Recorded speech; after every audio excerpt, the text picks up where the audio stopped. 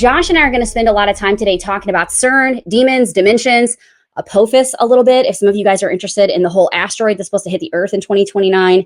And Josh is just an awesome dude. He's an author. He's a filmmaker. He's a part of Prophecy Watchers now, coming from Skywatch. So he's known Tom Horn. He's wrote with Tom Horn, if you're a Tom Horn fan. And Josh has a whole lot of expertise in quantum physics and all the things, science, Dead Sea Scrolls, all the stuff. Like, Josh's list is long, okay? So with that said, I want to introduce Josh on the stream today, and we're going to dive into a lot of it. So Josh, my also fellow cat buddy, thank you. Yes. Josh, you have 3 cats, right? You have 3? Yeah, I was just, I saw your cat in the background there, and I was like, that kind of looks like one of mine. Oh, super. Yeah, that's Nora. She's in every video. She's constantly scratching on stuff. She's always here. So everybody knows Nora on this channel. But yeah, she's one of my 5. But Josh, guys, is a fellow cat person. So you know I got to have the fellow cat people on the channel. But Josh, why don't you go ahead and open up the conversation with just giving people a little bit of history about yourself and how you got to where you are. You also have a really cool testimony about coming out of New Age. And I know we don't have time to go in that today, but maybe that can be something else we can do later on down the road. But tell people a little bit about your ministry and how you got to where you are. Sure. Yeah. So I was born and raised in the church. I was born and raised Baptist, and I'm really grateful for my upbringing, because these are the people that introduced me to Jesus and really built that foundation of faith that has stood the test of time throughout my whole life, even when I did fall away from the church for a little bit. But the issue was at my church, I've always been really inquisitive and curious, and I've always been like a sci-fi nerd. And so when I was a kid, I would always ask people at the church or the pastor, like, what about aliens? Like we don't ever talk about that. Like, people see UFOs. Could God have created aliens? And then the answer that I would get was, oh, Josh, that's just all demonic. Nah. But they wouldn't like point to like a Bible verse, or they wouldn't give me a reason. It would just be like, that's just all demonic. And then when I would ask, well, where are we getting that from? How do you know? Well, you just got to take it on faith, Josh. Yeah. And for an inquisitive mind, it's not enough. My husband is the same way. He's like you. Yeah. So go ahead. Yeah, exactly. So it definitely wasn't enough. And so, long story short, when I was like 12 years old, we moved away. So I wasn't in that church, and my mom kind of gave me the choice. And I think it was because she didn't really want to deal with going to church every Sunday either. She was kind of just doing it. I mean, she was a Christian and everything, but I think she was doing the regular church going thing for her parents, for my grandparents. So we moved, and she told me when I was 12, she gave me the choice. She's like, Josh, it's up to you. If you want to keep going to church, we can find one. But if you don't want to deal with it, we can just enjoy our weekends. So, of course, me at 12, I'm like, yeah, let's just enjoy our weekends and not go. And it's like now as an adult, I look back and I think, I know what she was doing. She didn't want to go. But but between those years, I still had all these questions. And so at 12, that was when I started to kind of fall away from the church. I never denied Jesus or anything. There was never a time where I wasn't, at least saved, I think. But yeah, I get what you mean.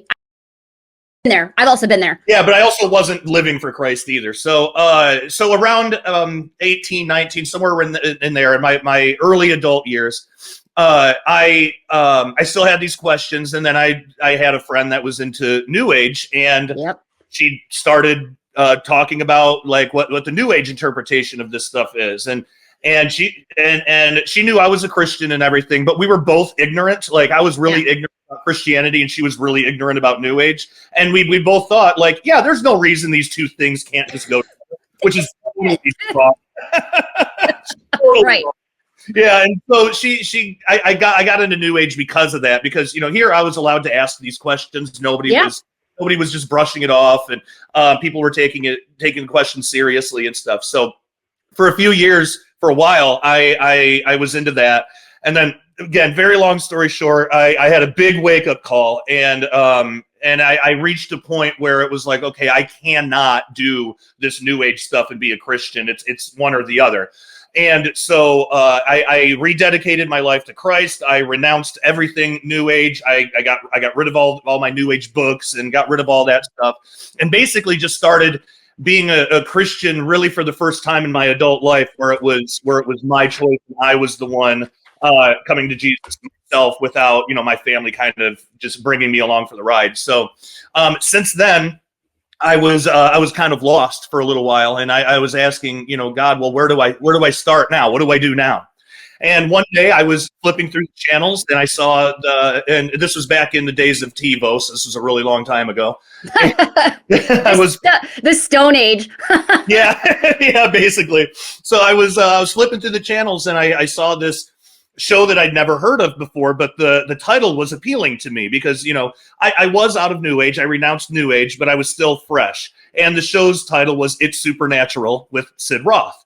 And it was on a Christian channel. So I thought, okay, well, I'll check it out. And he had this guest on that I had never heard of before at the time, which is funny now, but his name was L.A. Marzulli. Hey, and, LA. Yeah. LA's going to be on the channel in like 2 weeks. So this is awesome. Great. Yeah. Oh, and everybody keep LA in prayer with all the fires and everything going on. Yeah. He lives in California, unfortunately. And but yeah, so I'd never heard of the guy before. And he's talking about aliens and Mark of the Beast and Nephilim. I had never heard of the Nephilim before. And here he was giving me answers to those questions I had since I was a little kid, like how do aliens fit in the Bible? And he was just laying it out in like this 15-minute segment. And then he gave his testimony and he came out of New Age too. That was in his... Yeah, so I took a chance, and I had never done this before. To me, this is somebody on TV. This guy is famous. There's no way I'm going to be able to actually contact him. But I tried anyway. I found his website, filled out the contact form, and just basically gave a brief rundown of what I went through. And I said, you know, when you came out of the New Age, like, what did you do? Like, and so he actually got back in touch with me like the next day, and I actually got to have a phone call with him. And I was like, my heart was pounding. I was all nervous because to me, this is like talking to like a famous actor or something. You know, I was absolutely starstruck by it. But he gave me like a crash course in spiritual warfare. And, you know, he talked about how, you know, when you in New Age, when you astral project, which was a big thing I was into, you know, you're actually opening these portals and demons and stuff can get through. You know, you need to use the name of Jesus to close those things. And so we talked for about 20 minutes. I did everything he said. And then it was like there was a piece in my life. There was a piece in the house and it was a trailer, but there was a piece there that had never been there before. And there was a piece in my life that had never been there before.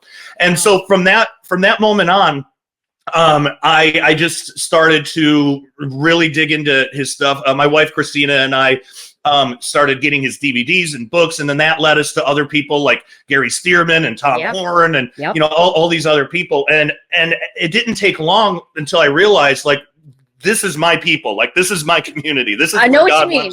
Yeah. And I also just had this feeling of like, if I went to church for that long, and it was my own fault, but got so little out of it where I didn't even know what the Nephilim were. There must be other people like that too. I want to help. I want to get in ministry. So I just had this burning desire, and I absolutely believe it was from God that you know, I wanted to write books. I wanted to do conferences. I wanted to, you know, make videos, do whatever. But I wanted to like get the word out there, basically. And at the time, it's funny thinking back on it, because at the time, it's almost like a little kid. Like I was like, I want to be like LA. And, I mean, in our defense, he does go by Grandpa LA now. Yeah.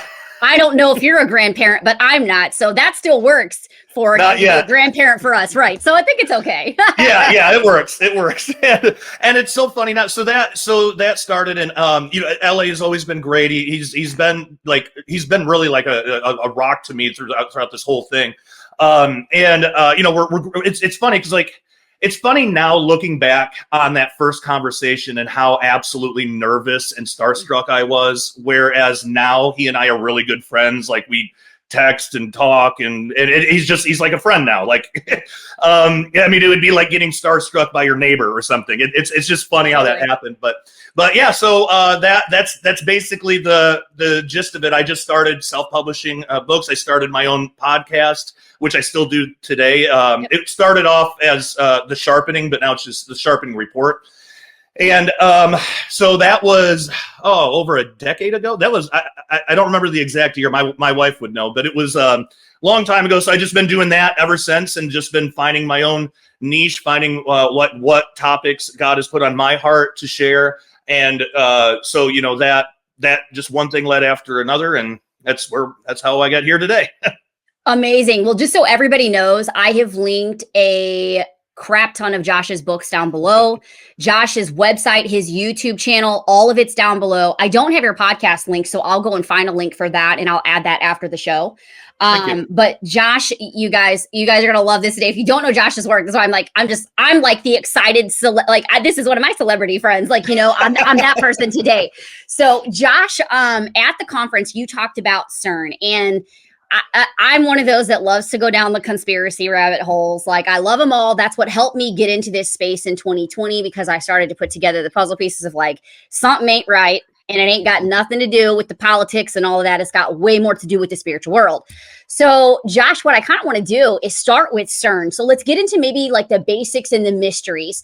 Can you give us like a quick history of CERN, like what it is, what are they doing there, and what are they trying to accomplish with the experiments that they're doing up there? Yeah, and so this is interesting. So there's two different ways to answer it. It's like what their official position is, and then what really might be going on. So their official position. Well, just to basically start. So CERN is the organized, that's the body of people that decide what to do with the machine, the LHC, which is the Large Hadron Collider. It's basically a big particle collider. So CERN is not the machine itself. A lot of people get that mixed up. It's basically like NASA and rockets. So NASA decides what to do with the rockets. NASA is the body of people that decide that. CERN is the body of people that decide what to do with the particle accelerator.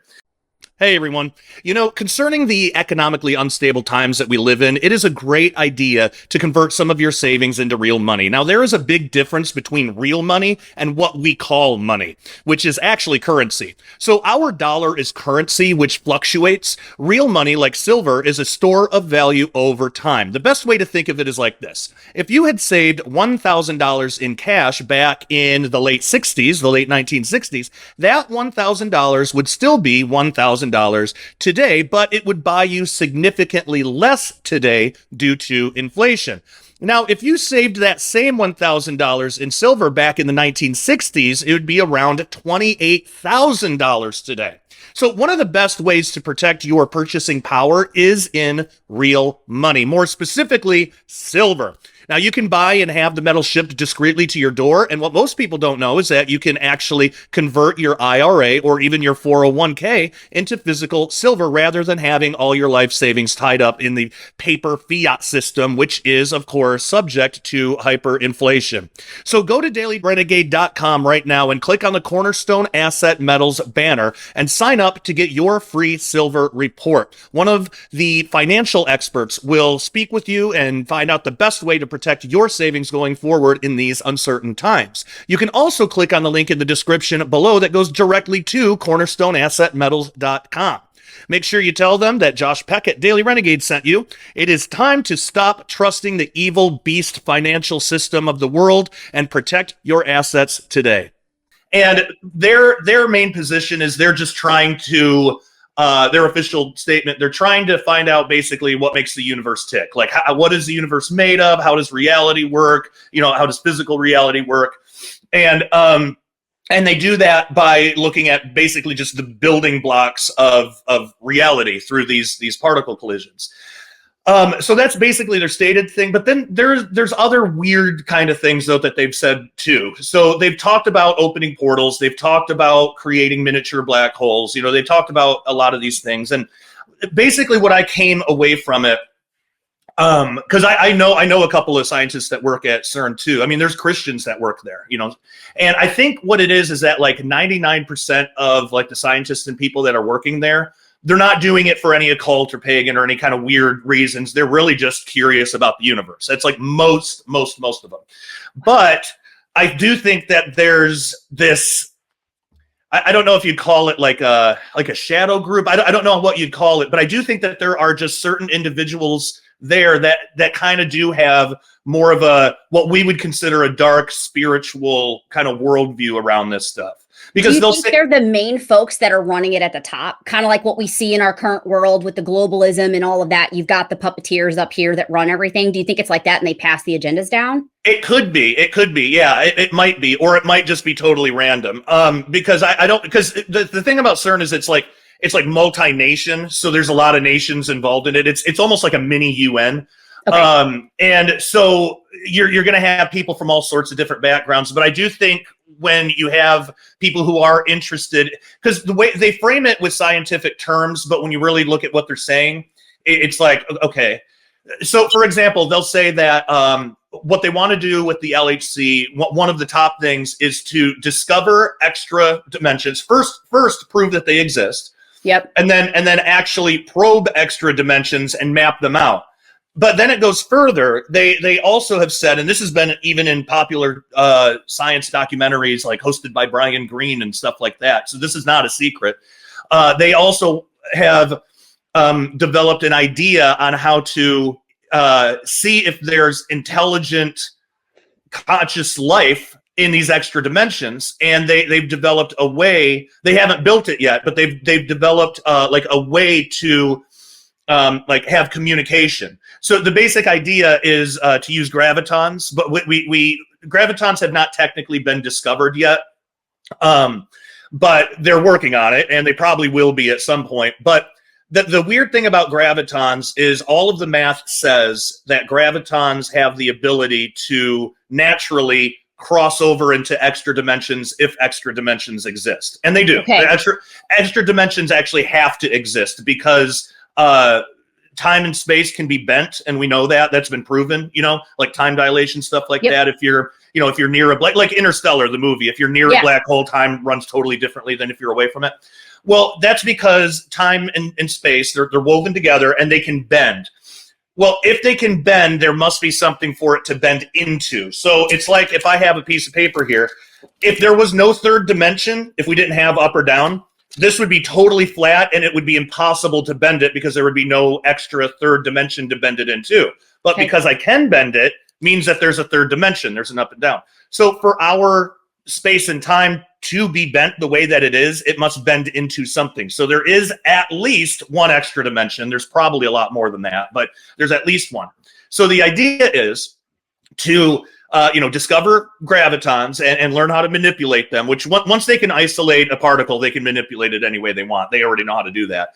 And then affect the spin and create a binary code. So you could have a string of gravitons, one up spin, one down spin, whatever. And to create like a binary, almost like a Morse code, string those together and then just send them into an extra dimension, then set up a detector and see if there's a reply. That's one idea that, and they've been talking about this for well over a decade.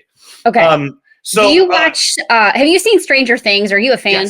Yes. Okay. So is it, because to help the layman, right, the person that struggled in these types of science classes that are a lot harder, even though my husband was in the same ones, never studied and showed up and got A's, but whatever. I'm not mad about it still. But anyway, is it safe for the layman to think about, kind of like if you've watched Stranger Things, to see them blasting that machine through and then they open this dimension and you've got the upside down? Is it kind of that? Is that how we can think of it as a layman if we don't understand all of these scientific terms? Yeah, that would be more of a physical portal. This graviton thing, you wouldn't need a portal to do it because the gravitons can already, they're already doing this on their own anyway. Okay. So that would be if you wanted to physically bring something here, or physically, like if we wanted to transport like a person to an extra dimension, it would be something similar. That's a good way of putting it. It's something similar to that, like in Stranger Things. But when I think about, the science director has even said, Sergio Bertolucci of CERN, he's even said, when we do this, if we open portals or whatever, some unknowns might come through, whatever that means. So every once in a while, you'll get these higher ups at CERN that say these like weird things like that. And it's like, well, what is that? Now, the weird thing about this gravitational communication system thing, the way I look at it, isn't that just a modern day technological way of praying to and venerating ancient false gods? Because if you think about it, we know that there's more beyond the physical world. We as Christians know that. We know there's heaven, there's hell, there's angels, there's demons, there's God. We know all of these things. So the scientists may not know that, but the only thing that they're going to be communicating with are fallen angels and demons. God's not going to answer that. A good angel, an obedient angel, isn't going to answer that. No, it's kind of like they're playing with a Ouija board almost. Like, yeah, exactly. Yeah, so it's like they're sending messages. And what is prayer? But you're sending messages. You're trying to communicate with something bigger than yourself. That's essentially what prayer is. So they're doing the same thing, but they're taking this technological route to get there. And so that's concerning. Now, the good thing is that they don't have the technology to be able to do that yet, because gravitons haven't been discovered. And then somebody might be saying, but Josh, maybe they have discovered it and they haven't told us. Impossible, because man's ego and pride will not stand for that, because whoever is the first one to actually discover a graviton, instant Nobel Prize and a ton of money, ton of funding. I mean, it's too much fame to turn down. I don't see any human being doing that. That makes sense. And it would be their life's work. They would want that. Yeah. Okay. That makes sense. Yeah. Sold me on that. That's fine. Yeah. It would be the biggest discovery. It would be, remember in 2012, some people might remember this. They discovered the Higgs boson particle. And they've been looking for that since like the 60s. And that was huge news in 2012. Well, the graviton would be even bigger than that.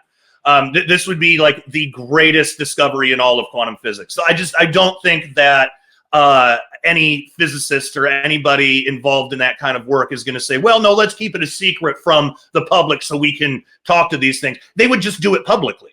They've already been talking about it. They put stuff like that on their website. They're really open about what they want to do. They don't use terms like angels or demons like we would, but they'll say like unknown unknowns, or they'll say extra dimensional intelligences. You know, they'll say stuff like that. So the vast majority, again, of people that work at CERN just think, okay, this is just exploration. It's like if we were exploring space and wanted to see if there's life on another planet or something. They look at it as like no different than that.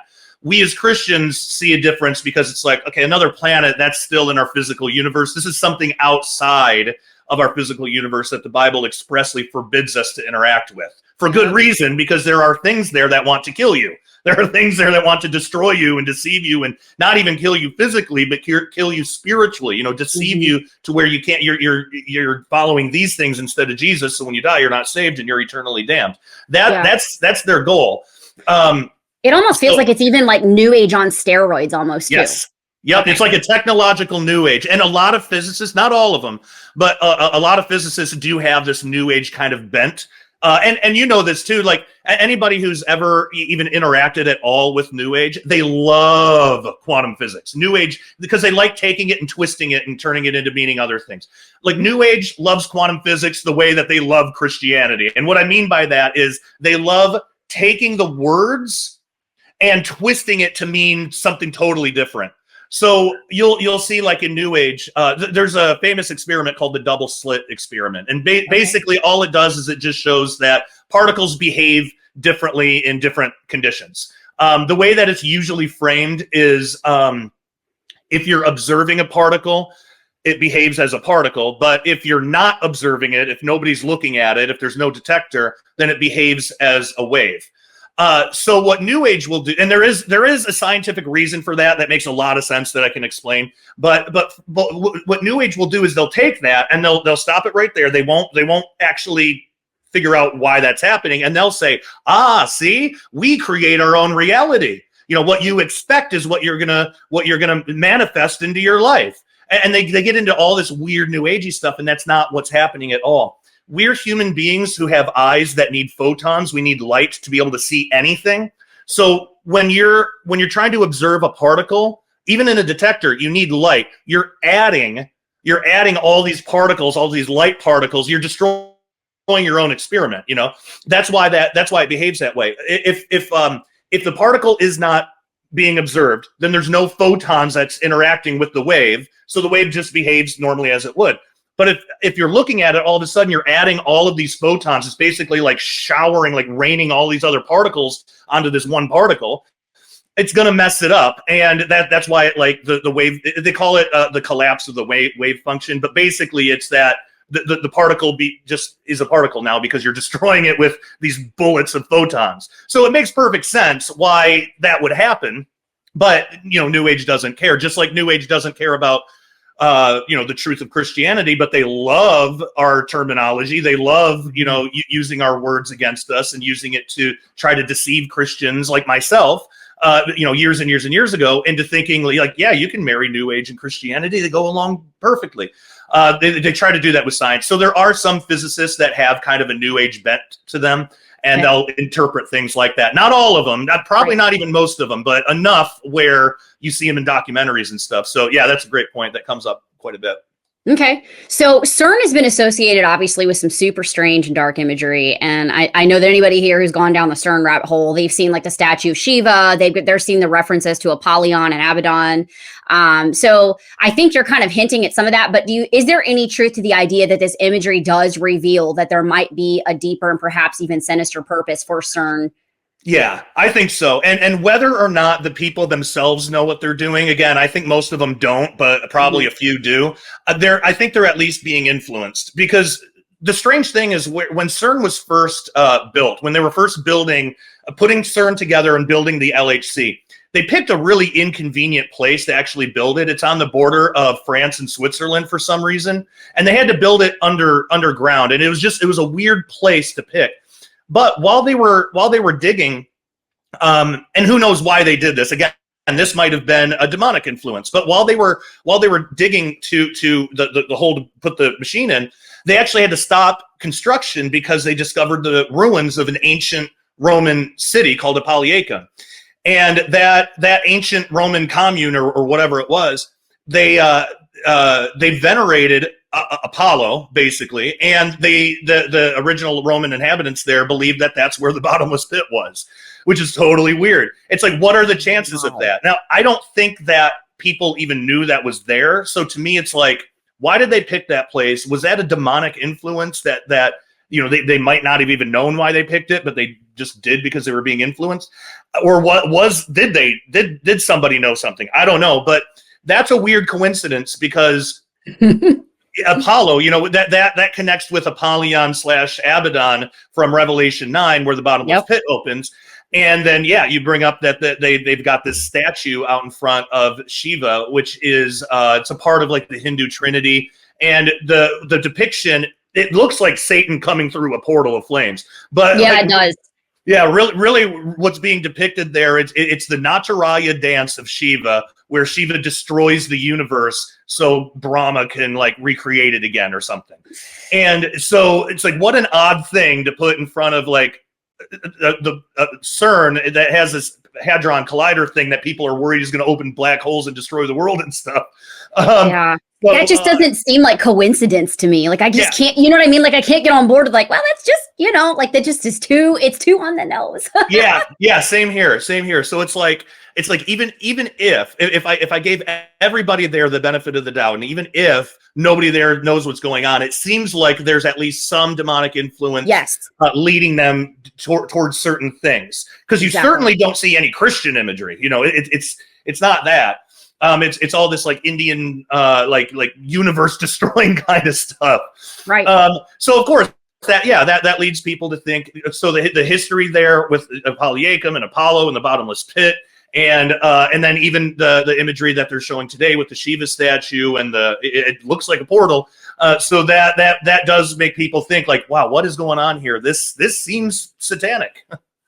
No one gets into full-time ministry to make money. At least no one should.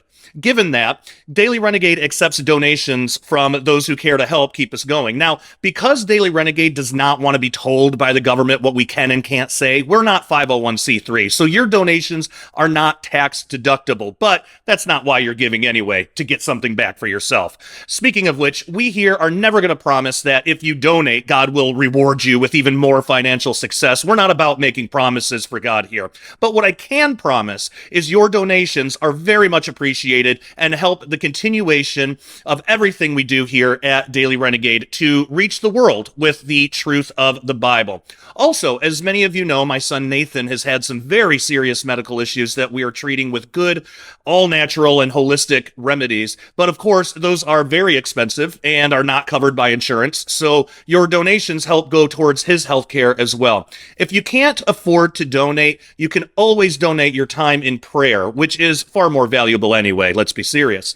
So pray for our wisdom, pray for God's guidance for us, and that we never lose focus on what's really important, which is using Daily Renegade as a light of truth that the world so desperately needs right now, especially in these times. As always, thank you so much for your generosity, and I pray God blesses you greatly. Wow. Okay. So we know that they are, it's in some form or fashion trying to access other dimensions, right? Yes. And obviously not everybody there. Right, they are.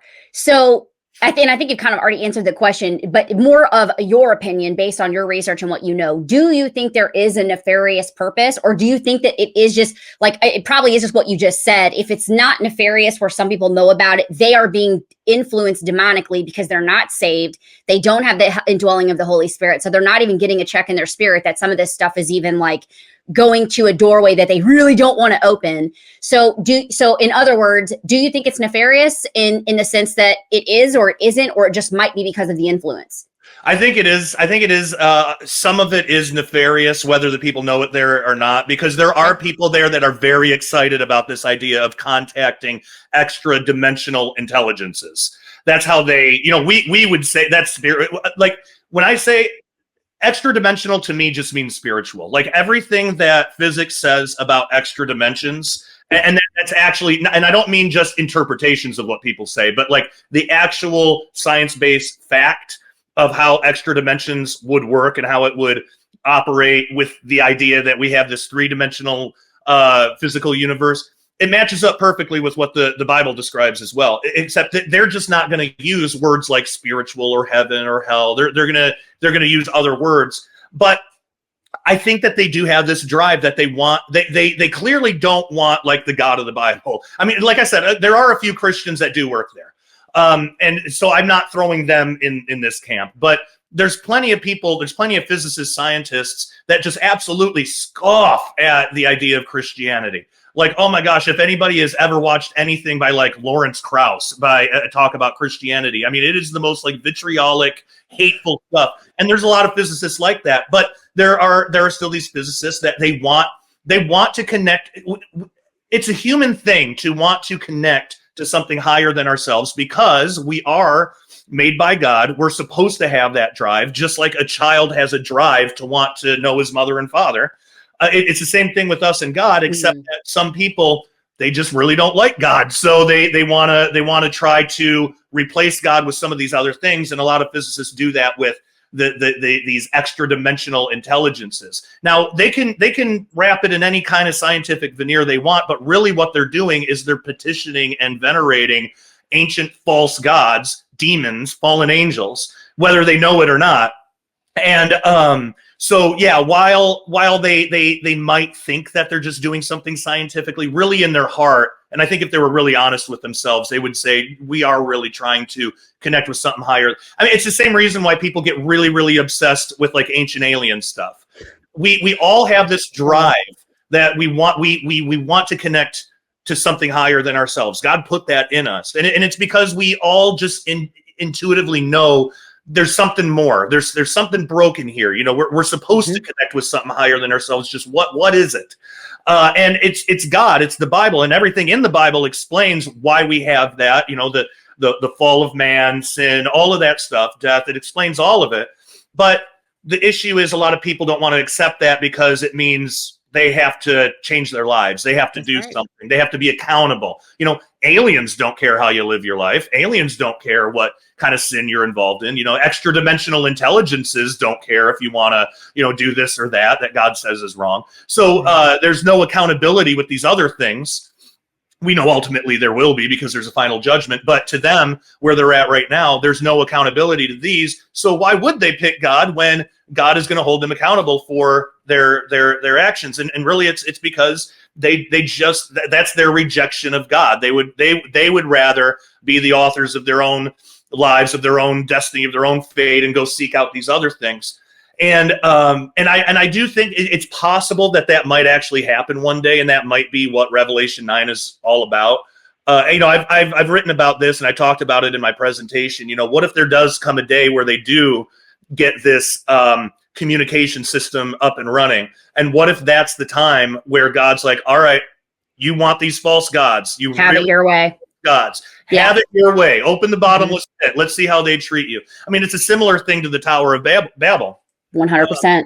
Yeah, I mean, Genesis gets into a lot of detail about it, obviously, and then there's some stuff from the book of Jasher that can kind of help explain it, and that's an extra biblical book. It's not It's not in the Bible. Jasher is mentioned in the Bible, but we don't know for 100% sure if the Jasher we have now is the same as the Jasher that's mentioned in the Bible.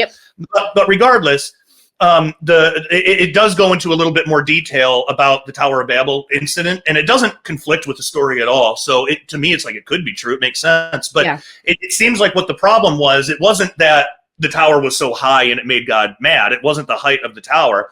It was some type of, it was what they were actually planning on doing. So Jasher says that they wanted to enter heaven, they wanted to kill God, and they wanted to set up idols of their false gods, because apparently Nimrod had gotten everybody all crazy and paranoid, saying that God was going to send another flood. So they had to petition their old gods, the old pre-flood gods, to protect them from that, which is like totally insane. So that was kind of the idea. And if that is the case, it seems like it's like a repeat of that. So in the Tower of Babel, God eventually had enough, and he said, okay, you're all crazy because you're all grouped together, like all these people in one spot. I told you to spread out for a reason. I think this is why like big cities are usually insane, but like if you're more rural, kind of small towns, they're pretty sane people. Come on, preach, Josh. Get on and preach. Yeah, exactly. Like I don't think we as people are really meant to be all put together in this like small space with all of it. Like, but that's what happened at the Tower of Babel, and it totally turned them insane. And we see that today in like big cities like New York or LA. I mean, people are like insane. Yeah.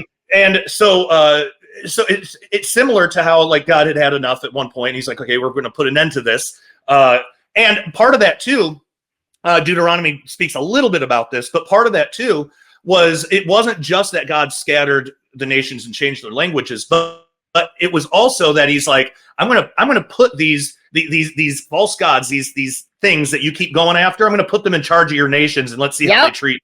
That's why we have all these false religions today. That's right. Yeah. Thank you for saying that, Josh. Yes, I agree. I totally agree. Absolutely. Yeah. That's great. So I could totally see a situation in Revelation 9 where a similar thing happens. And I don't know if it's going to be CERN. It could be that. It could be other things. But where people are trying to reach out to these false gods again. And God's like, okay, you want them? You got them. Open the bottomless pit. And then they just come out and just torture all of these people, the non-believers. And they're not even allowed to die. So it's like, I know, man, that whole chapter is nuts. Like, glad I ain't gonna be here for it. Yeah, me too. Yeah, it's scary. Me too. Okay. Go ahead. Finish your thought. I was just gonna say, just that like the not wanting to die. I don't know the mechanism on how that's gonna work, how people can't die, but it's weird. It's like, you think these things are gonna give you eternal life? Let's see what kind of eternal life you get when you follow these things that are totally evil. And it's like they're tortured and they can't die. I mean, it's like a taste of hell. Definitely. I wonder if some of that has to do, though, with, and we don't have to go off on this tangent, but like the modern day Tower of Babel with the transhumanism movement, the merging of man and machine, giving up your humanity, like what this, where Elon and Peter Thiel and all these dudes are going, like this is where it's headed. So I wonder if that has something to do with the two. And that's why they can't die. It's because they've already given it up. They've given up the humanity part. Yep. I absolutely think that has something to do with it. I think probably the Antichrist is a literal son of Satan. Mm-hmm. And I could even get into that and explain why, but I think that the Antichrist will be a Nephilim. He'll be a hybrid. And I think that he does something genetically where the mark of the beast is something where he gives a piece of, he gives like a piece of himself to humanity, and it makes them immortal. But irredeemable. And that's why they become irredeemable. Yes. Because they're not human anymore. Exactly. They have given up their humanity for this Nephilim Antichrist satanic thing. They have fully rejected God. And they even have to, you can't be tricked into the mark. They have to agree to it. They have to actually say it. So nobody can. It's not. You can't trick somebody with the mark. It's a heart thing too. You have to reject. You have to honor the Antichrist. You have to reject Jesus. So yeah. I mean, all of these pieces definitely fit together, and it's so interesting. We live in a time where we're seeing these things play out right now. We're seeing the first building blocks of things like the mark of the beast. We're seeing how something like the mark of the beast could get rolled out worldwide, because we just saw it with I probably can't even say the words without it. Yeah. I just say wacky everybody tacky. knows. Wacky tacky. Everybody knows what wacky tacky is. There you go. Yeah, so it's like we can see how these things could like happen pretty much now, and so I don't think we're too far off from all that. It's definitely strange times, but you're right. All this stuff does absolutely connect. Absolutely. Okay, so one of your books that I got from your conference was make sure it's looking right in there we go. Quantum Creation. Yeah. I got this for me, but it really was more for my husband because he has your kind of brain. So as we kind of dive, because what I want to do is really hammer out on the last half of our show, and let me know, Josh, if we're going over time too, because we may be a little over our mark. Okay. So I want to be respectful of your time, but I want to dive into a little bit of quantum physics here. And then I want to get into the Dead Sea Scrolls and then tie that into, I say Apophis, is that right? Or is it Apophis? Either way is fine. Okay. Yeah. All right. So quantum physics, if you can give everybody like can you dumb down what quantum physics is? Because when I hear it, I immediately go back to the Big Bang Theory, listening to Sheldon and feeling like my mind is going to short circuit. So how does quantum physics kind of fit into some of this stuff that we're talking about with CERN and where all of this is going from everything that we've taken the conversation to today? Yeah, definitely. So the good thing is quantum physics is not unattainable for lay people. I'm a lay person. I did not go to school for this. This is all just my own private study. Love it. And the problem is a lot of it is we've been taught wrong, but also the way that scientists talk is impossible to understand. It's like they're like you said, Big Bang Theory. It's like they're speaking a different language, and it's almost irritating. It's like, it's like, who do you think you are? Just speak like a person. And when they're doing it, it's a lot. I'm not going to say every single one of them, but a lot of them, there's almost like this haughty kind of ego, like, and using these just ridiculously big words. And but that's why you get some physicists, some scientists that are like really popular because they know how to speak to a general audience. So people like, and I'm not like endorsing these people or anything, but people who are popular, like, Brian Greene or Neil deGrasse Tyson or Michio Kaku or, people like that. They have a way to explain it. That's why they've gotten so popular. But basically quantum physics, just the simplest explanation is the study of the building blocks of reality, the absolute.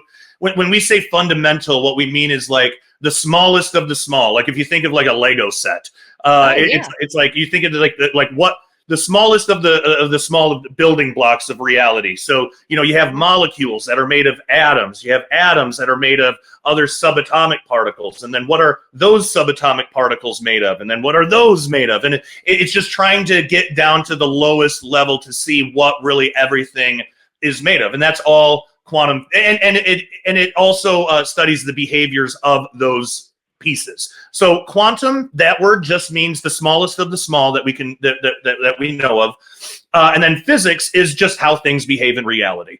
So it's just looking at the smallest little bits of reality and just seeing how it behaves. That's really all it is. That's a lot simpler than honestly I really thought it was. No, that's great. This is why we love you, because you have the ability to do that for those of us who go, these are $10 words. I don't know what to do with them. Yeah, exactly. And they do that on purpose too. And because I don't think a lot of them, I don't think they want the competition, but I just think people want to feel like they're smarter than everybody. So they'll talk like that. But it really does exclude the general public from science and from a lot, especially quantum physics. The basic concepts. Now, like there are complicated things. Like I'm not trying to just undersell the whole thing. Like I can't make heads or tails of the actual mathematics. Math is very difficult for me. So I can't do that. But the big concepts, anybody can, you can't really lie in math, because somebody might think, well, Josh, if you can't double check the math, how do you know this physicist here is giving you the right math? It's like, well, all of that's peer reviewed by a lot of other people. If there was a mistake, they would pick it up. And mathematics is so concrete. You can't, you really can't. You can lie about the interpretation of it, but the actual math itself, you really can't. So, I trust the math, but I can't do it myself. So there are complicated things, but the big concepts, the major concepts, that's available to everybody. We just need to learn to think a little differently, and we need to really not listen to these overcomplicated scientists, and then try to find people that can break it down, but also that have not like a horrible bias. Because like people like, well, I said, like Lawrence Krauss, there are times that he can you know, or yeah, I already harped on him. Let's say Sean Carroll. I like Sean Carroll. Okay. But he's definitely like not a Christian at all. He's very opposed to it. Actually, if people are interested, there's a really good debate, and it is going to be one of these that they're both talking like it's going to make your head spin. But there's William Lane Craig did a debate with Sean Carroll years and years and years ago, and it's great. It is because even William Lane Craig, he even has he's like a theology guy. He speaks in a way that's kind of over my head sometimes too, and it's like, what are those words? But in that, Can I buy a vowel? Yeah, in that debate, Sean Carroll actually shows his bias because they were talking about like an afterlife and if there's any proof of it. And then Sean Carroll said, and this is like my go-to example for the difference between observation and interpretation. So observation is just basically what's concrete, what's fact, what's objective truth. The interpretation is like somebody looks at that and says, well, what does that mean? What does that mean for everybody? So they were talking about the afterlife. And when it was Sean Carroll's time, he said he was talking about quantum field theory, which if we want to get into that, we can.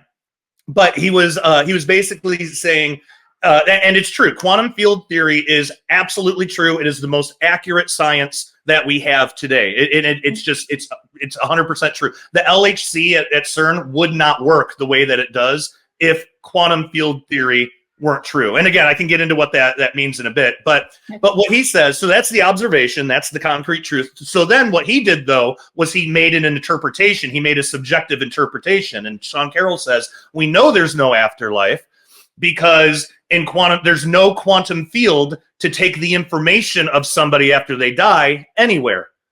And so that's an interpretation. Quantum field theory doesn't say that.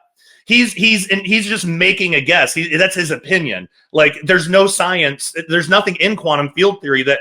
Why would you need a quantum field? We're talking about a soul here. Like that goes beyond quantum particles and all this. I have just started a Substack. What is a Substack, you might ask? It is a place that contains early access to audio-only podcast versions of full daily Renegade videos, plus my personal blog, which includes original articles, show notes, interview transcripts, and so much more. This is the only place to get this amazing resource, and it is not available to the general public. Adding a subscription to my Substack to your daily Renegade membership will ensure that you have full access to every format of everything that I do. So head on over to joshpeck.substack.com or click on the link in the description below to join up now for only $5 a month or $50 a year. And if you can do it, I suggest doing the $50 a year because it's cheaper in the long run and essentially you get 2 months for free. So I cannot wait to see you there. Take care and God bless. But that's an example of like an interpretation that he made, but he presented it as if it were science. Like the whole multiverse theory is like that. The whole multiverse theory is interpretation of stuff. There's no real scientific basis in that. It's just, it's a guess. When you say multiverse, right? I'm going to go comic book here. Yeah, I'm thinking of like, Marvel. Okay, exactly. So we love the show The Flash on CW. My husband is a huge comic book nerd. You should see his office. Me too. But anyway, okay. So when they start talking about Earth 2, Earth 3. So when you say multiverse, that is what you mean. Yes, thank you. Yeah, thank you for bringing that up because there are two different like definitions of multiverse. There's one I believe in, one I don't. So the many worlds interpretation is what like DC and Marvel comics and stuff. Yes. That's many worlds. That's where for every choice you make, there's another universe where you made a different choice, and there's other yous, there's other versions of yous, there's other universes, and it's infinite. All sorts of problems with that. Stephen Meyer did a great interview, and he wrote a book called Return to the God Hypothesis, I think. And in that, he totally debunks the many worlds version of the multiverse. Like, there's so many problems with it. But outside of that, there's another version that I think is real. And this is, I don't even know if it really has a name, but this is like the extra dimension idea. So it's not exactly like multiverse in a sense of like multiple universes, because a universe you think of like as a three-dimensional reality or three-dimensional space. The extra dimensional idea is that we're in the third dimension, like we exist in 3 dimensions and one of time. But just speaking about space here, there's 3 dimensions of space: forward, backward, up, down, side to side. Those are our three main directions. And what would a fourth dimension of space look like? Well, we can't picture it in our heads. We can't, but we know it exists because space bends into something. If there's a fourth, why not a fifth or a sixth? And in quantum creation, I go through and I think there's actually 12. Well, and, I was gonna say, I think you talk about 12. Okay, yeah. Yeah. So a lot of modern physics stops at 11. And I think that that's right. But I think what they miss is that there's a fundamental, you could call it a zeroth dimension. It's one below the first dimension. So the first dimension is a line. A line is made up of single points, single dots. So if you just have one dot and no line, that would be like the zeroth. That would be like the foundation of all dimensions. So when you add that in, then you come to 12. And I think that that's probably correct. But when I don't see these as like physical, like universes, like the reality we live in. I see this as like different sections of heaven, or I don't know how it all works, but we would see it as all spiritual stuff. Mm-hmm. I actually think spiritual stuff is more physical than here. Like it's more physical than physicality is, because every dimension you go up, you're adding something. You have a point. Right. You know, you have a point, and then you go up to the first dimension. Well, now you have a bunch of points in a line. That's a lot more reality. Now you add the second dimension. Now you got a bunch of lines in a row to make a plane. That's a lot more reality. Then you go to the third, you got a bunch of planes stacked up to make, a cube or whatever. That's even more reality. So the idea is to go even above that. What would the fourth dimension be like? Well, it would be made of something like that, but there would be more of it. And I actually think that this explains a lot of mysteries in the universe. There's a big mystery about dark matter. There's something out there in the universe that we can't see or interact with that is affecting gravity somehow.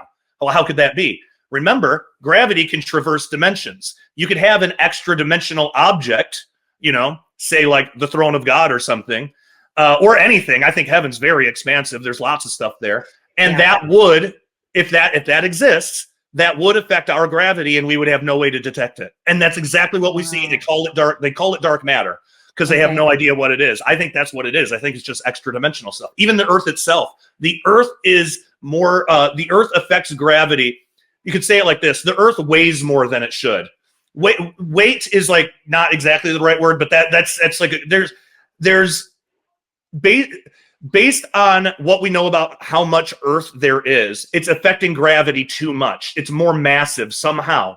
There's too much effect on gravity. Earth is basically heavier than it should be. Well, why is that?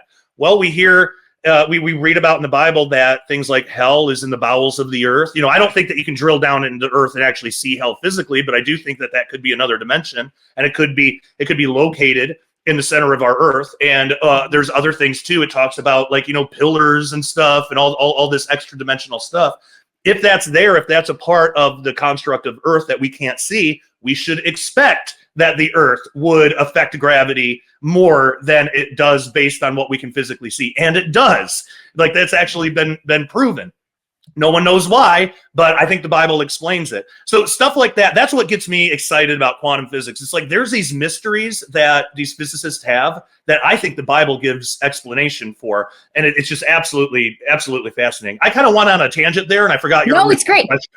No, you're great, because you actually just answered my next question, which is why I'm smiling, which is, does the Bible give us any insights that align with quantum physics? What quantum physics is revealing about dimensions and realms beyond our own? And it's yes, just based on what you just said. So that's pretty amazing. And I think this is why, again, this topic is so interesting in general, because so many people are wrapped up in the science and make it overcomplicated. But the Bible is not some outdated set of books that doesn't address this stuff. It's just that the way it's been presented by secular science is trying to discredit that information and make it something that it's not.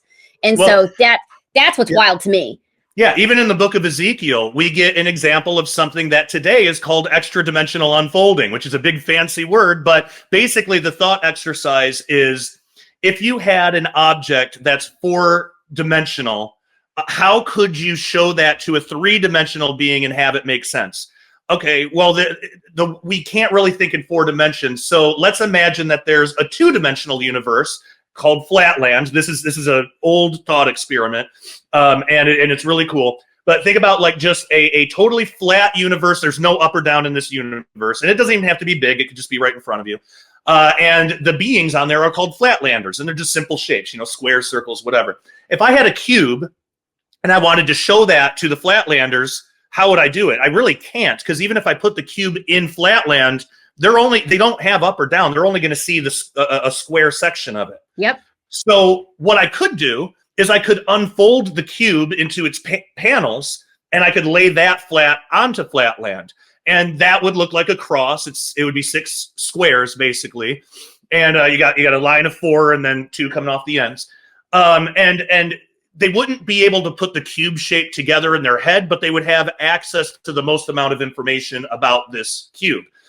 So that's what's called extra-dimensional unfolding. I, as an extra-dimensional being to a flatlander, would take this 3-dimensional object, unfold it, place it into a lower dimension so beings there can understand it. Well, so the idea is have a 4-dimensional cube called a hypercube. If you unfolded that into 3 dimensions, what would that look like? And we can actually figure that out. It's called a tesseract, and it's basically like a 3-dimensional cross made of cubes with 2 extra arms coming out the other ends. And that would be an unfolded hypercube, 4-dimensional cube for us. We can't put together that in our minds to get what the shape would actually be, but we would have the most amount of information about it. Well, now imagine if you take that shape, the tesseract, it's already a complicated kind of shape. Imagine you take that and you want to show that to a 2-dimensional being. You'd have to unfold it again. But now we run into problems because some of the panels, some of the squares of these other cubes are going to overlap with other panels of some of the other cubes. So to a flatlander, it would look like they're kind of melding together. Well, in Ezekiel, you get in the first chapter, you get this amazing vision. Ezekiel's given this amazing vision of these angels, but then he adds some really weird details. Their wings are melded together. Their legs are melded into like one hoof. Their faces are melded. And it actually, like when you look at the Hebrew words, when it says they're joined and connected, it's like a melding. And Ezekiel doesn't really understand how to even know what he's looking at, but he's just recording it as he sees it. That's extra dimensional if they are from the 5th dimension, at least, because you'd have to unfold at least twice to get this melding effect. Okay. These angels would be at least from, maybe higher, but at least from the 5th dimension, and they're in a sense being unfolded in a way that Ezekiel can even know what he's looking at or somewhat understand it. That's the natural way that would look. There is no way that somebody 2,600 years ago knew enough about quantum physics and extra-dimensional unfolding to just make that up. Like, it's absolutely real. I mean, it's almost like without knowing it, Ezekiel was like one of the first quantum physicists without even knowing that he was. And he wasn't, but I mean, he was seeing this, and that's exactly what we would expect to see by everything we understand in modern quantum physics about extra dimensions and how they would operate in our reality. So stuff like that is absolutely fascinating and exciting to me, because it's like I look at that, it's like there is no way that was made up. Nobody can say that the Bible is just like Lawrence Krauss saying oh, it's just a bunch of goat farmers, goat herders, and it's like for one thing, I don't think goat herding is as easy of a job as you think it is. I don't know how to do it.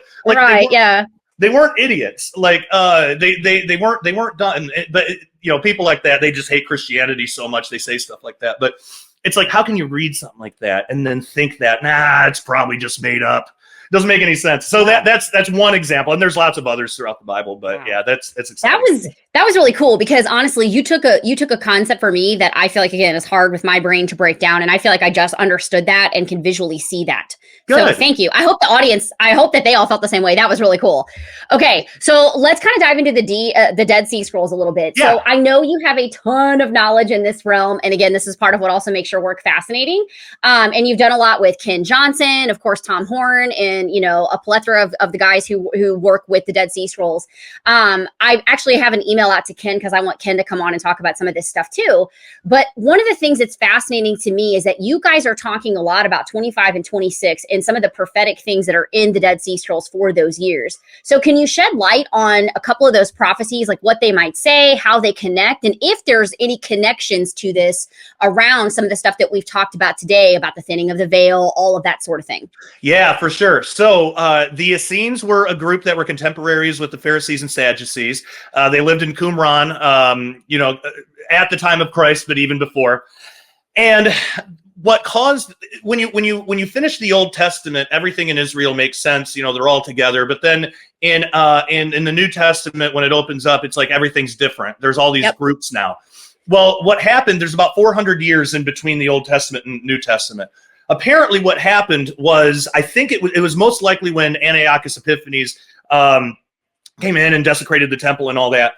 He gave the Jewish leadership, like an ultimatum. He said, "Okay, we can either just destroy you, or we'll let you do some of your Jewish things, but you have to adopt our calendar, our Seleucid calendar, and which was a pagan lunar calendar." And they some of them said, "Okay, we'll do that. We don't want to be destroyed." Another group said, "No, we are commanded to keep our solar calendar," and I'll get into that in a minute. We're commanded to keep our solar calendar. We're leaving. And then so they escaped. They eventually found their way to Qumran. Now the Essenes said their calendar, that the lunar calendar that the Jews have used is actually a pagan calendar and was not the one that God intended. Rather, that the Essenes kept the proper solar calendar that God gave to Adam. We've only been able to very recently put this calendar together because the Dead Sea Scrolls are so fragmented.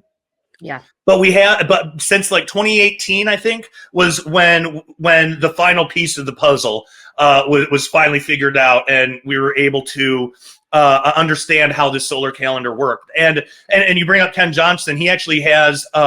We have created a wall calendar of the Essene calendar that you can get. It has our calendar, and then underneath it has the Dead Sea Scroll calendar, so you can actually look and see, check dates. And the interesting thing about this calendar, I'll add that, by the way. I'll grab that from the sites and add it to the description box. Yep. Thank you. Yeah. Mm-hmm. The interesting thing about this calendar, the fascinating thing, after everything's pieced together, it is exactly the calendar every book of the Bible uses that uses a calendar. I've talked about it many times before, but the ancient Jewish group called the Essenes, who were around at the time of Christ, said that they were the ones who kept the original prophetic calendar God gave to Adam. Did you know that calendar has actually been reproduced today from the fragments of the Dead Sea Scrolls? That's right, and now you can own one for yourself. So the Dead Sea Scroll wall calendar is now available and contains both the Essenes calendar as well as our own calendar, so you can compare the dates and see if they fall on anything interesting or prophetic in this amazing and ancient calendar. The calendar itself was developed by Dr. Ken Johnson and put into print by yours truly, so proceeds from the sales of this calendar go to support both Dr. Ken Johnson's ministry as well as Daily Renegade.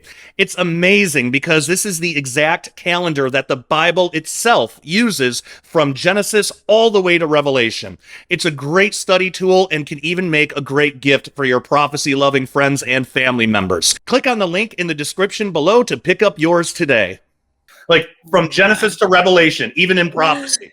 So as far back as Genesis, I showed that in my, actually I got them here, my new 2-volume set, which you can get at prophecywatchers.com. Those are in the description box too, guys. Those are down there. Awesome.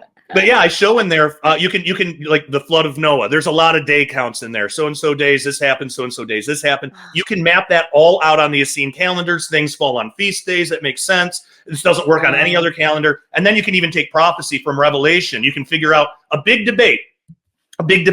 Do the two witnesses come in the first half of the tribulation or the second half? And that's been debated among Christians for a long time. Well, now we have a definitive answer. It has to be the first half because with this calendar, everything they do lines up perfectly, beautifully. Like the abomination of desolation actually happens on like a really important feast day. And what is it? The Day of Atonement. And we know that because when you read Revelation 8, right before there's okay, so Revelation 8, I got to go back a little bit. I'm getting excited. You're okay. No, I know. Same. Me too. I'm like, go, Josh, go. So the reason that the Essenes didn't want to abandon the calendar is they said that it was so important that feast days and temple rituals were done on the exact right days, not only because God said so, but because angels in heaven were performing similar duties in the heavenly temple at the same time. And they believed that time on earth was the same as time in heaven. And that it all coincided.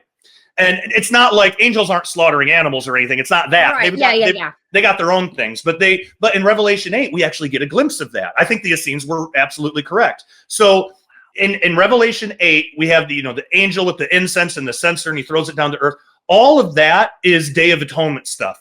That's all Day of Atonement imagery. So this happens when the temple is desecrated, and we know that because it says there was silence in heaven for half an hour. Mm-hmm. Why half an hour?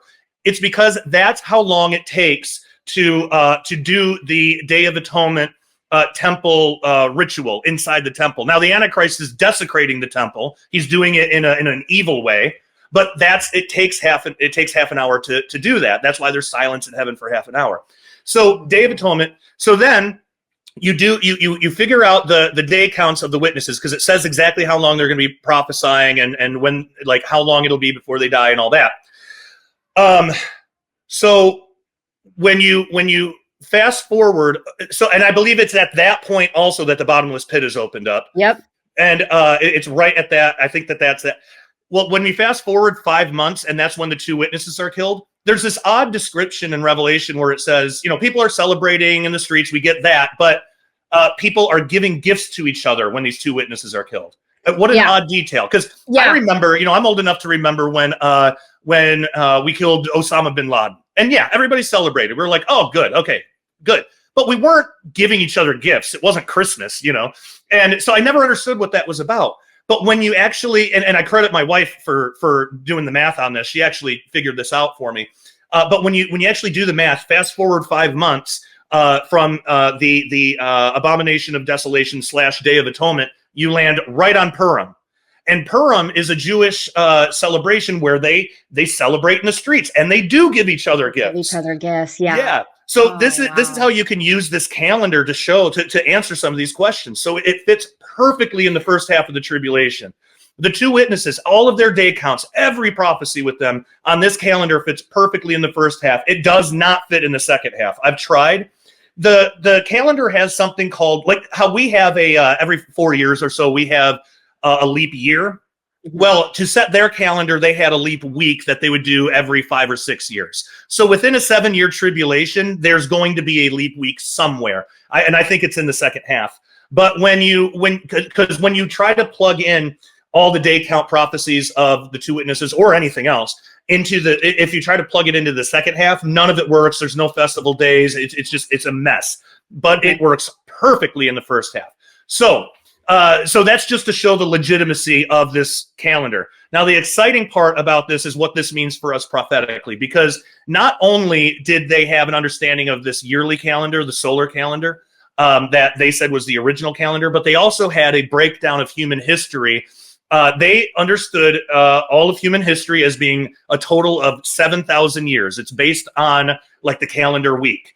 And this is why in was it First or Second Peter somewhere where it says that a day with the Lord is like, this is what he's talking about. Yeah, this is and this is all over church father stuff. Like, this is like a real thing. So they believed that there would be 3 ages. An age is 2,000 years to the Essene. That there would be 3 ages, and then there would be a final Sabbath 1,000-year age, which we would know is the millennial reign of Christ. Millennial reign, yeah. And so they talked about this in the Dead Sea Scrolls, and so they and we can actually use their calendar to map out when these years would have been, roughly, like within a year or two. So the first age of creation, would have been creation, until the call of Abraham. So right after the Tower of Babel incident. And you'll notice too, there's always some kind of really big worldwide apostasy thing at the end of each of these ages, or some kind of big shaking up of the world. So the Tower of Babel was the first age. The second age was the Torah age, and that was from the call of Abraham to probably 75, 76 AD. Okay. So right after the temple was destroyed. And of course, in that, the last 50 or so years of the last Jubilee, a Jubilee is 50 years, the last 50 or so years of the age of Torah, you have everything with Jesus first coming, you have all of those prophecies being fulfilled, just major changes. And then we entered into what the Essenes called the Age of Grace. They actually called it that. We call it the Church Age. Sometimes we call it the Age of Grace. And that's another set of 2,000 years that started 75, 76 AD, somewhere around there, and will end 2025 or 2075, 2076 AD. Now, a lot of people freak out when they hear that because they think, oh, no, I got to wait till 2075. Yeah. Somebody like, I'm going to be dead by then. Yeah, exactly. Yeah, exactly. Right. And it's like, no. Just like in the age of Torah, they did not have to wait till 75 AD to meet Jesus. Jesus came really early on in that last 50 years. It seems like it's the final Jubilee, the last 50 years that's really important. So Jesus came on the scene probably around, well, I mean, he was born before, but he probably around 29 AD, somewhere around there. And then he was crucified, 32 AD, you got Pentecost, Holy Spirit, all that stuff. All of that is decades before the end of that age. Same thing could be true for us. What it means is by 2075 or by 2076, everything should be in place where on that exact time we can start the millennium. So that means a temple needs to be built. A city needs to be built too, because or at least refurbished. And that can take decades. The end of Ezekiel, I take all of that literally, and it gives great description of what the temple is going to look like and this big city that's going to be around there. Well, all of that's going to need to be built, and I really don't think that Jesus, when he returns, is just going to snap his fingers and just everything is. People are going to have to make that, I believe. Okay. So there's time. You could have, and there's lots of different ways this could work out. Another big thing is it's not the rapture that starts the tribulation. No, it's not. It's the covenant. Yeah, exactly. Okay. It's the confirmation of the covenant. Yep. So we could have a rapture at any time. There's no prophecy that needs to be fulfilled for the rapture to happen. That could happen whenever. It could happen before the end of this broadcast. So that could happen. And then you could have decades before the start of the tribulation. It's possible. Or it could happen after like a couple of weeks or a month. And then once Jesus returns, it could be like, okay, hey, how long does all the judgment take? How long does it take to gather everybody, judge everybody? We got a lot of people. Yeah, there's a lot of stuff to do. Right. How long does it take to get it out to the world that, hey, this is the way things are going to work now. These are the new rules. How long does it take for mankind to beat their swords into plowshares? All this stuff. And then how long does it take to build the new temple, the millennial temple, and the city? It took Herod, I think, about 30 or 40 years to do that temple. So 30 or 40 years maybe. So you could have. And you don't think that the technology that we because we know that there's got to be other tech up there that we just don't even know about, right? But you don't think any technology pieces will come into play and make that timeline sooner because you're replacing. Okay. Yeah, it's unknown, so it could, and but I don't know, but I think it's going to be so at the end of the tribulation, you have several groups of people. One of the groups of people are the people who have survived the tribulation and have accepted Jesus. They're going to be allowed into the millennium to repopulate the millennium. So these are not regenerate. They're saved. But they don't have a glorified body, though. They're still human beings, right? Yes, right. Okay. Exactly. They don't have, and God has always used those people to build the temples. And when you go through and read Ezekiel and you read the temple rituals and what they do, these are clearly done by just flesh and blood human beings that aren't glorified yet. I mean, there's even rules about how they need to discard their sweaty clothes and stuff, and it talks about like. The priests with wives have to do this, and so it's very human, like not glorified. So I it's a guess, but my guess is it's just going to be those people that actually build this. It could be, there might be some angelic tech or something, but I don't think I think angels and all that stuff, they have a different role, and I don't think that God is going to have them aiding humans in building the temple, because I think because it's mainly for them anyway. It's not for angels. I don't think we're going to be building the temple either, because it's not for us. It's for them, because in a sense it's not that it goes back to the way that it was in the Old Testament, but there are similarities. There's sacrifices, sure. There's atonement, there's stuff like that. So if I had to guess, I would say I think it's just going to be humans doing it, but it very well could be. I could be way off on that, and it could be that God says, "Hey, everybody, let's all work together and knock this out in a weekend." So, but that's why there's different ways. We don't have to wait till 2075 or 2076 for the return of Jesus or for the rapture or anything like that. I think if the calendar is right, all that stuff is going to happen earlier. It just depends on how we place things. Because again, you could have a rapture. And if time works the same on earth as it does in heaven, well, we're all going to get our rewards. How long does that take? I know. We got a lot of us. Yeah, and it's not even just us who are alive now. That's enough, but it's all the dead ones too. It's all the dead people. Yeah, exactly. Yeah, so it's like I could see that taking maybe 40 years. In heaven, we get our ticket. It's like, okay, I'll get to talk with Jesus and get my rewards in like 20 years, and until then, I'll just hang out here and so it could be like that. So there's lots of different ways it could pan out, and I explain it all in great detail in my books. But that's what's exciting about it. So if this calendar is right, it means that right now we are in a Jubilee year, which a Jubilee year is the 50th year of a Jubilee, and a Jubilee is 50 years. Yep. So we're technically in a Jubilee year, which means we're in the last year of our current Jubilee. So I think it's like early to mid-March of 2026, we will be entering the final 50 years, the final Jubilee of our Age of Grace, according to the Essenes.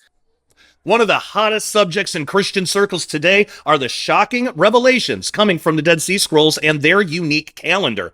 It seems like they knew more about the arrival of the Messiah than most Christians do today. His arrival did not catch them by surprise. They even knew the exact year of his arrival. Since their calendar got it right the first time, what does it have to say about the timing of the Messiah's next arrival? Why are the years 2025 and 2026 so interesting prophetically? Well, get ready for two highly anticipated, groundbreaking books on the Dead Sea Scrolls from yours truly. Forgotten Prophecies of the Dead Sea Scrolls, Unlocking the Final Jubilee of the Church Age is available now in 2 volumes, representing almost 700 pages of research on this fascinating subject that has people talking and wondering if we really are living in the final days of human history.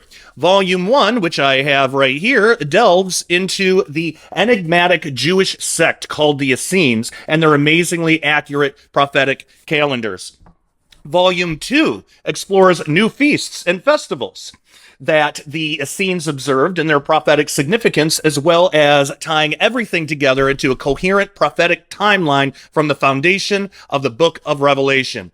Well, according to ancient texts that contain completely accurate prophecies to date, we are on the precipice of entering the final jubilee of the church age. So who could have known how much influence the writings that this mysterious group of prophets inscribes hundreds of years before Christ would have on our understanding of end times prophecy? Well, as it turns out, much of what we've been taught about Israel in the first century is incomplete. There were, in fact, Jewish believers who knew exactly what to expect in his first coming, that he would be God in the flesh and that he would die for our sins. If they accurately predicted the first arrival of the Jewish Messiah, what did they have to say about his soon return? The revelations found within these books have never been uncovered before, and they affect each and every one of us today. So click on the links in the description below or head on over to prophecywatchers.com to get your copies of my new 2-volume book set today. And I think like once that happens, and by the way, again, the rapture could happen before that. So anything could happen at any time, but it seems like the pattern that these ages show is that last 50 years is the really significant time period to be looking at. And if Jesus came early in the final jubilee of the Torah age, doesn't it stand to reason he may return early in the final jubilee of our age? And you mentioned Apophis, that does kind of get into that. Do you want me to Yeah. So, okay. Yeah. So, okay. So I have a couple of questions laid out here. So my first thought is, and I'll just, just give the audience context and all of that. I've talked a lot about the Final Four on a lot of my videos and had Pete Garcia come on here. Lee Brainerd has done some amazing work on that subject, essentially coming to the conclusion that, and I've actually need to mention, I've always said I believe that Jesus was crucified in 33 AD, but I realized this week that I was wrong in that, because in my Bibles from 2020, I had the date from going through Sir Robert Anderson stuff, 32 AD. So I don't know where I came up with that 33 on old videos, but it is 32 for me. Anywho, the reason I'm kind of wanted to just pick your brain about this is because I do believe in that theory of the last 4 years of this rapture window, 23, 24, 25, and 26. Now, 23 and 24, we can scratch out with a big black marker. They're gone. But this year is a very big year, and not just for us looking at a 32 AD calendar, meaning 32, if we subtract 7 years off of that, you get 20, right? You get 2025. So I'm looking at that 7-year tribulation beginning this year, right? And taking us there. Okay. So in saying that, though, the occult, a lot of this stuff is just fascinating to me on the things that they believe. People like Alice Bailey and all the stuff that they were talking about, her Messiah coming back this year. All this stuff is crazy. And it just all is like, it aligns. It's the inversion of what we believe, but it aligns. And I keep coming back to the same thought of, okay, scholars are in fun disagreement about when the crucifixion took place. 30, 31, 32, 33, you got it across the board. That's the year. But Satan was there. He knows the exact date. Even if you and I are wrong, if, Pete's wrong, whoever, he was there. So why is he gunning so much for this year? Because, he kind of has more information than we do in that regard, because that's not a solidified thing for everybody. Yeah. So my question for you is that with Apophis being like 2029, everybody's talking about this massive asteroid that's going to hit the Earth in 2029. And a lot of you guys have done work about that being Wormwood. That's also, we're getting into that timeline of being 3.5 years away. So that's kind of what I was curious about, and I know Gary Stearman, I quote him all the time with this, but he even said it in that clip that I saw with you yesterday from Tom Horn and Gary Stearman. Y'all were talking about this. And Gary said, we're not going to know the day and the hour, but we surely might know the month and the year. Yeah. And so, I'm not a date setter. Everybody knows that, but I'm telling you what, I'm looking at with some big old lenses for this year for a rapture. So go ahead, take it away. Oh, sure. Yeah. And it's definitely a possibility. And the interesting thing about Wormwood is, Apophis as well, is that we have 3 potential flyby dates. The 2029 one is the one where it gets the closest. That's like the most serious one. There's also one in 2036 and there's one in 2068. And there might be a couple of others in between there too. But so what Tom thought, he was convinced that the 2029 one was going to be the one, and that is Wormwood. Now, and I will say a lot of this was based on a vision dream that he had. In the specific vision / dream, whatever that experience was that he had, and I fully believe that was real. Oh yeah. He wasn't given a specific date there. So he was doing his best to try to piece it together and see, and that's what the whole film Ragnarok was all about. Yeah, that was it. I was like, I know I watched the film. Yeah, Ragnarok. Go ahead. Yeah. Yeah. But what's interesting is if it is 2029, and I believe, and Tom did too, and I think it can be proven biblically that Wormwood, it's right in the middle of the tribulation, and I believe it happens like right after the abomination of desolation, like right at the midpoint. And when you look at when you look at like the trumpet judgments, like the first few of those could easily be all caused by Wormwood, and these are all just different things that are happening in succession from this asteroid hitting the Earth. So basically, it says that something lands burns up like a third of the land, and then it kills like a third of the sea. So the idea is that Apophis might break up in our atmosphere, break into 2 pieces, and land on the Earth and the sea, and all of that stuff lines up. So if it's April 13th, which is Friday the 13th, because of course it is 2029. Of course. If that were the midpoint of the tribulation, then and I'm not saying it is or it isn't, I don't know. But if it was, then you back up 3.5 years, and you're getting right around to our time where it's like we should be getting a rapture pretty soon, like anytime now. Yeah. And the rankings are I mean, I know everyone has talked about, well, convergence has been going on for a long time. And yeah, I agree with that, but not to the degree that it has now where the word all means all things are coming into convergence the way that they are. That, Right. I realize you and I are younger, and we have, people in this field that have been studying things for 40 and 50 years, but you ask them that question and they're like, this time is so different than 30, 40 years ago, 70, 80, 90s, 2000s. It's so different. Yes, so, and you look at the final few years, like you look at the end of each age, and it's like that. Like the end of the first age, you got the whole Tower of Babel thing. Everything was different and crazy. The end of the Torah age. Well, Jesus absolutely turned the world upside down. I mean, Jesus, that spread all over the world. That changed the world. Well, now at the end of our age, this technology and stuff, we've never had this before, but isn't it interesting? We've always had the capabilities of it. We could have built a car 500 years ago. Why not? We could have. We had the materials. People weren't actually, if anything, we're a little stupider now than we were back then because of just, DNA degeneration and, just entropy. We had the same brains. We had the same materials available to us. We could have developed microchips 1,000 years ago. There's no reason we couldn't have, but for some reason we didn't. It's not until this time. And then it's like once that dam broke, it's like now we're flooded with just the world is a very, very different place than it ever has been. We got satellites and brain chips. And I mean, it's a totally, the internet, it's a totally different world than it ever has been before. It makes sense if this is the end of our age. It makes sense because at the end of every age, some crazy world-changing thing like that has happened. And it would make sense that all of that would be utilized by the kingdom of darkness to implement the things that the Antichrist will want to in the tribulation. That have to be there, by the way, to have all of that in the tribulation. I mean, the things that Alice Bailey has talked about in her writings and the golden age, the age of Aquarius, all this stuff, I'm just going, holy moly, like the parallels of where we're at in the timeline, and I can't think that we can get so much further past the technology that we're in to where we would actually be past what even Revelation alludes to. Yeah. I think that that's there too. So again, I mean, I just keep coming up, and again, I'm never going to be that date setter, never going to be that person, but I am looking at this year with very, very large eyes, paying attention to everything, and especially with studying the occult. And the things that they are gunning for and what all of our leaders in power are doing. And I mean, they're all aligning with that. And then we know that they're influenced by Satan. We know that.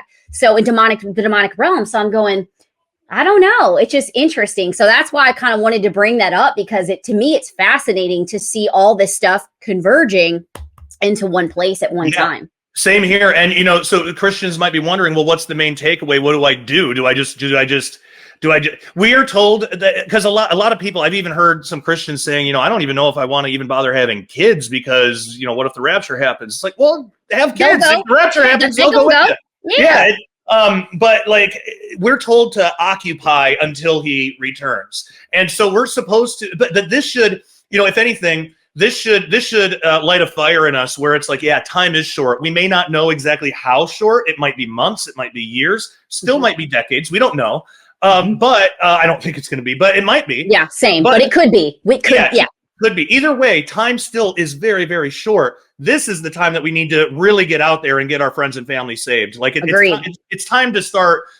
Not that we want to put the pressure on and really like force them into anything, but we need to have some boldness and just be open to talking with our unsaved loved ones about this. And I'll mention too, if anybody's watching this and if you're not saved, man, this is the time to get right with Jesus, because you do not want to be in the world. You don't want to be left here when all of this stuff happens. I believe that, and I know there's a lot of different rapture theories out there. I personally think the best evidence we have that it's a pre-trib rapture is the existence of the 24 elders in heaven before Jesus even breaks open the first seal. Those 24 elders, they have the same descriptions as everything that Jesus has promised us for our rewards when we get our glorified bodies and everything. It's the same crown, same robes. They're sitting. Angels don't sit. You know, we are invited to sit and reign and rule with Christ. Angels aren't afforded that. So everything about also the 24 elders sing this song. You know, you've redeemed us by your blood. Come on. The 24 elders are glorified human beings after the rapture. It has to be. Jesus didn't die for angels. He didn't die for demons. He didn't shed his blood for anybody but us. It has to be us. So the fact that the 24 elders are existing in heaven before Jesus even comes into the scene and starts breaking open the seals shows that it's a pre-tribulation rapture. So that being the case, now is the time to get saved. Now is the time to get right with Christ. You don't want to miss out on that because it's going to literally be a hell of a time if you miss out on that. It's going to be horrible. You most likely will die, and it's not going to be fun. But God is giving us a gift right now. But even besides the rapture, just for the sake of your own soul, like we'll set the rapture aside for now. We all know we're going to leave this life someday. We're going to die. You're going to die. I'm going to die. And again, I said, like, we're setting the rapture aside. Everybody is. So we need to prepare for that. Like, you don't want to just go into that willy-nilly and just hope for the best. That's what most people do. Yeah, that's not smart. You want to reclaim your place, and you want to accept that free gift that Jesus has. That's the reason that he died on the cross, because we can never be good enough. We can never be good enough to earn heaven. That is a perfect place made by a perfect God. We can't have a relationship with a perfect God because our sin gets in the way, but Jesus provides that way.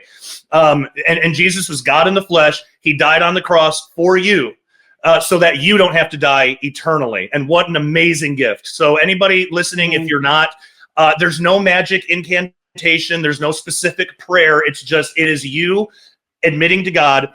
It's you wanting a relationship with Jesus and saying, like, okay, Lord, I'm going to follow you. I'm going to deny myself. I'm going to follow you, whatever that looks like, whatever that means. And I trust you with my life. I trust you with my eternity, with my soul, with my spirit. I trust you with that. And I'm going to fall. I'm going to sin. I'm going to mess up, but I'm going to keep following you as best as I can. And you making that commitment, that's you accepting the gift of salvation, that he's your Lord and Savior. He died on the cross for your sins. He was raised and resurrected, showing that he has power over death, and he's the only one that can offer you this gift. So that's for all those reasons, so much more. If you haven't yet, please get right with Jesus, because again, time is short. Even setting aside all this rapture, tribulation stuff, time is still short. We only have a few years on this earth. We don't have hundreds of years. So and we don't know how much time we have left. You don't know if you have, if you're unsaved and you're watching, you don't know if you have even the next minute on this earth. So the time is now. And I pray that everybody listening, if you're not saved, that you take that seriously and reach out to Jesus today. Amen. And you know what? If you are wanting more information, I do have a video in my description box below that explains all of what Josh did, and even in more detail talking about heaven and hell, how we know these are realities, all of that. Go check that out. And that will be a great place for you to go to learn more. But I cannot echo what Josh just said more, because it is the most important decision you will ever make. It's more important than your career path, who you're going to marry, how many kids you're going to have, what state you're going to live in. It's more important than any of that. None of that other stuff matters, because eternity is the biggest decision that everybody has to make. And so many people, as Josh said, don't even focus on it. They're too busy worried about other decisions, but this is the big one. So check out that video if you need more information. And Josh, that was so well said, dude. Thank you so much. Thank you. Yeah, and let's see here. I think that's pretty much it. I think we've kind of tied. We think we did it. We tied everything together with a big red bow. I would love to have you come back on to even dive into some more of this stuff. I know we're a little over time today, so I apologize. Oh no, that's okay. Okay, cool. I figured you'd tell me, so that's good. But guys, definitely check out Josh's stuff. All of his links are going to be in the description box, and I'll add the ones we talked about on the video today.